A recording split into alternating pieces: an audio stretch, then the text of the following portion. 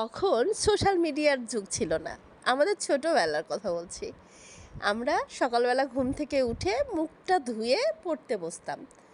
ঠিক 9টায় পড়াশোনা শেষ করে গোসল করে নিতাম।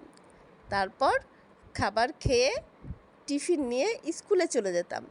স্কুল থেকে ফিরে বিকাল হয়ে যেত। বিকালবেলা খাওয়া দাওয়া করে একটু রেস্ট নিতাম। তারপর যেতাম খেলার মাঠে, খেলাধুলা শেষ।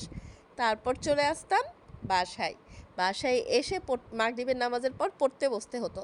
পড়াশোনা শেষ করে মানে টিভি দেখতাম আর রাতের খাবার খেতাম। আমাদের শৈশব বাবা মার সাথে কত রকমের গল্প হতো। আর নাটকগুলো ছিল সেই আনন্দদায়ক নাটক, হেসে কুটি কুটি হয়ে যেতাম। যাই হোক, আমাদের ছোটোবেলা, অতীত বলতে ছোটোবেলাটা জীবনে কখনোই ভোলার মতো না, আর কোনো দিনও সেই দিন আসবে না।